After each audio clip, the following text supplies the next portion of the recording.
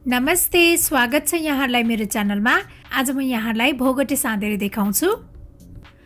भोगटे साध्नको लागि मैले यसरी यो भोगटेलाई छडाएर लिएको छु। भोगटे केलाउँदाखेरि यसरी यो भित्रको पार्ट मात्रै लिनुपर्छ, यो बाहिरको बोक्रा चाहिँ तितो हुन्छ।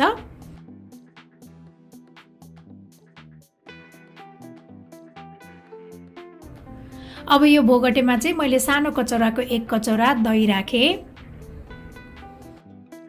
त्यसपछि यसमा मैले 2 ठुलो चम्चा तिलको धुलो राखेँ अनि नुन स्वाद अनुसार राख्ने।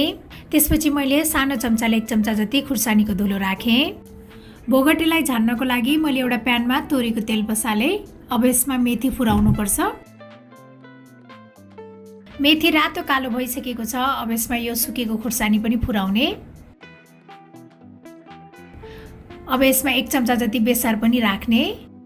अब यसले चाहिँ यो भोगटेलाई झान्नु पर्छ।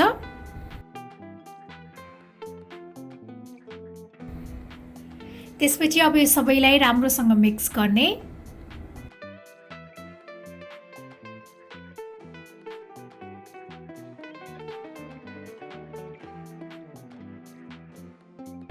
अब हाम्रो यो सादेको भोगटे चाहिँ खानको लागि रेडी भइसकेको छ।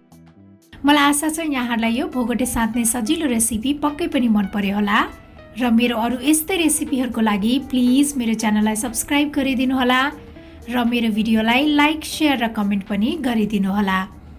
Thank you for watching. Bye by.